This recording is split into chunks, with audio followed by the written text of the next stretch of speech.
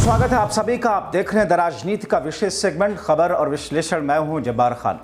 दोस्तों, एक तरफ बिहार में गठबंधन की ओर से यह कोशिश हो रही है कि उनके अंदर जो भी पार्टियां उनके बीच किसी भी तरह के मतभेद ना हो, सभी पार्टियां एकता के सूत्र में बंधकर बीजेपी की अगुवाई वाले एनडीए से मुकाबला करें। लेकिन एनडीए के अंदर एक अलग तरह की राजनीति चल रही है। बिहार के मुख्यमंत्री नीतीश कुमार और उनकी पार्टी जेडीयू को पूरी तरीके से हाशिए पर रखने के प्लान पर अमल जारी है। यह मैं हवाई विश्लेषण के तहत नहीं कह रहा। यह मोदी के खास और एनडीए गठबंधन में अपनी पार्टी एलजेपी रामविलास पासवान के चीफ चिराग पासवान कर रहे हैं। चिराग ने इस बार बिहार के मुख्यमंत्री नीतीश कुमार को सीधा संदेश भेज दिया। संदेश यही कि मोदी शाह की ओर से उनकी राजनीति को पूरी तरीके से निपटाने का प्लान शुरू हो गया। रणनीति बनाई जा चुकी है। वक्त रहते अगर नीतीश कुमार अलर्ट मोड पर नहीं आए तो फिर इस बार उनके पास कोई मौका नहीं रहेगा। सीएम पद भी आज से जाएगा। बेटे निशांत कुमार की राजनीति को भी ट्रैक नहीं दे पाएंगे और यहां तक कि जेडीयू पूरी तरीके से खत्म हो सकती है। ये चिराग पासवान के एक्शन से मिले संकेत से जाहिर होता है। दोस्तों, चिराग पासवान को लेकर के बिहार के सियासी गलियारे में कई तरह के सवाल तैर रहे हैं। सवाल नंबर 1, बिहार विधानसभा चुनाव 2025 पर क्या फिर पीएम मोदी के हनुमान का साया पड़ेगा? सवाल नंबर 2, इस चुनाव में पीएम मोदी के हनुमान की भूमिका कुछ अलग हटकर होने जा रही है। अब सवाल है, आखिर बिहार की राजनीति में इस तरह के सवाल क्यों उठ रहे हैं? अगर उठ रहे हैं तो उसके आधार क्या है? अगर उंगली फिर भी बीजेपी की तरफ उठ रही है तो इसकी वजह क्या है? राजनीतिक गलियारों में मोदी के हनुमान की भूमिका को लेकर के अगर कोई बात उठ रही है तो इसके पीछे बीजेपी के प्रदेश अध्यक्ष डॉक्टर दिलीप जायसवाल के बयान। दोस्तों, पिछले दिनों बीजेपी के प्रदेश अध्यक्ष डॉक्टर दिलीप जायसवाल से इस संदर्भ में जो भी सवाल पूछे गए उसका जवाब कहीं ना कहीं चिराग पासवान को लेकर तमाम अटकलों को सपोर्ट करते दिखे। जायसवाल का कहना है कि गठबंधन दल के नेता को और गठबंधन दल को कहां से किसको चुनाव लड़ना है ये उनका अधिकार है, इसलिए उनमें कहीं संशय ही नहीं होना चाहिए। किसी दल के बारे में कोई चर्चा करने की आवश्यकता है। सभी दल को अपना अपना अधिकार है कि वो अपनी सीट का उपाय जिस तरीके से भी करना चाहते हैं करें।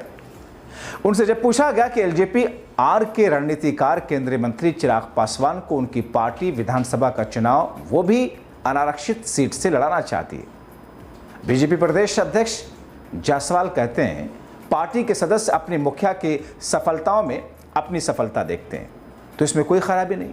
एलजेपी रामविलास के पदाधिकारी चिराग पासवान को मुख्यमंत्री के रूप में देखना चाहते हैं। जायसवाल ने कहा कि हर दल के कार्यकर्ता ये चाहते हैं कि उनका नेता मुख्यमंत्री बने। अब ऐसे में उनके कार्यकर्ता चिराग पासवान को मुख्यमंत्री प्रत्याशी के रूप में प्रोजेक्ट कर रहे हैं। वो कहते हैं कि किसी भी दल के नेता को अपने तरीके से पार्टी चलाने का अधिकार है। ये बिहार बीजेपी अध्यक्ष दिलीप जायसवाल के बयान है, किसी और के नहीं, बल्कि बीजेपी के कद्दावर नेता ने ये बात खुलकर कही। अब आखिर में नीतीश कुमार के साथ अमित शाह और बीजेपी क्या करने वाली है? दोस्तों, चिराग पासवान का बिहार प्रेम के पीछे कहीं बीजेपी तो नहीं। वर्ष 2020 के विधानसभा चुनाव के दौरान मोदी के हनुमान का जब प्रयोग किया जा रहा था तब भी बीजेपी की तरफ से चुप्पी थी। कहा तो यह भी गया कि तब अप्रोक्ष रूप से बीजेपी की तरफ से उम्मीदवार दिए गए। कदवा विधानसभा सीट पर लोजपा ने बिहार से आए डॉक्टर चंद्रभूषण ठाकुर को मैदान में उतारा। बीजेपी के प्रदीप कुमार दास को पूर्णिया जिले के कस्बा से लोजपा के उम्मीदवार बनाए गए। बिहार के सिवान जिले के रघुनाथपुर सीट से बीजेपी से आए मनोज कुमार सिंह को लोजपा ने उम्मीदवार बनाया। इसके अलावा उषा विद्यार्थी, रामेश्वर चौरसिया समेत कई अन्य उम्मीदवार थे। राजनीतिक गलियारों में यह चर्चा है कि क्या ये महाराष्ट्र फार्मूला दोहराया जा सकता है? अगर थोड़ी देर के लिए माना जाए कि बीजेपी को किन किन स्थितियों से गुजरना हो। दोस्तों, सहयोगी दल के साथ में बहुमत का गणित कैसे बैठाएंगे? ऐसे में बीजेपी को एलजेपी, हम और राष्ट्रीय लोक मोर्चा की सीटें बढ़ानी होंगी। अब जेडीयू के रणनीतिकार क्या करते हैं ये देखना दिलचस्प होगा। अगर बीजेपी और जेडीयू 100 और शेष 43 विधानसभा में हम आरएलडी एलजेपी लड़ती है तो लोजपा का सीएम मुहिम तभी फेल हो जाएगा जब हंग असेंबली हो।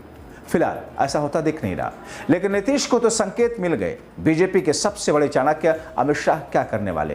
तो दोस्तों, ऐसे में सवाल यह है कि एलजेपी आर यानी कि रामविलास पासवान के लोजपा के मौजूदा वक्त के कर्ता धर्ता चिराग पासवान के मन में क्या चल रहा है और चिराग पासवान के मन में वो सारी चीजें आई कहां से? क्या दिल्ली से उन्हें फीड किया गया?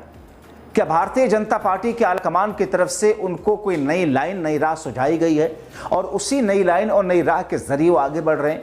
क्योंकि साहब खुद को हनुमान बताते हैं मोदी का, और हनुमान तो वही करते हैं जो राम चाहते हैं, जो उन्हें ठीक लगे।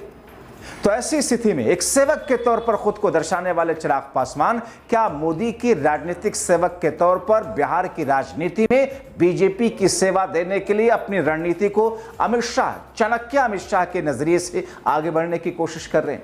अब ऐसी स्थिति में नीतीश कुमार का होगा क्या? क्योंकि चिराग पासवान ने जो बातें की हैं उनके हिसाब से लोकसभा में जीती हुई सीटों के आंकड़ों के हिसाब से विधानसभा में सीटें तय होनी चाहिए। तो ऐसे में 100% स्ट्राइक है चिराग पासवान का। 5 सांसद उनके जीते हैं और ऐसे में देखा जाए तो अगर 6 से 7 विधानसभा क्षेत्र एक लोकसभा सांसद में है तो इस हिसाब से 36 से 38 सीटें रामविलास पासवान को जानी चाहिए और इसीलिए इस कैलकुलेशन के साथ में उन्होंने 38, 35 से 40 सीटों की डिमांड की है।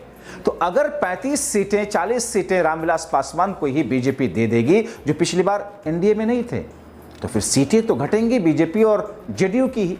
इसका मतलब यह है कि जेडीयू को ज्यादा से ज्यादा 85 से 90 सीटें ही बीजेपी दे पाएगी।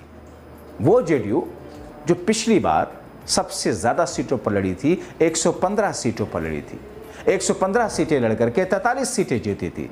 इस बार 85 से 90 सीटों में सीट शेयरिंग में जेडीयू सिमटने जा रही है।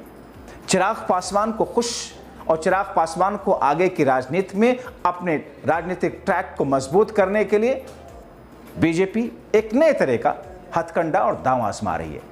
देखना होगा इन तमाम परिस्थितियों में चिराग पासवान जो कर रहे हैं उसका नतीजा क्या निकलता है, इसका काउंटर पार्ट नीतीश कुमार क्या लेकर के आते हैं और नीतीश, चिराग और बीजेपी के बीच में इधर से उधर उछल रही इस गेंद को लेकर के आखिर गोल तक पहुंचने में कितना समय लगता है, उसके हिसाब से रणनीति इंडिया गठबंधन की कैसे होती है, देखना बहुत दिलचस्प होगा। अभी के लिए इतना ही। आप सबका बहुत शुक्रिया।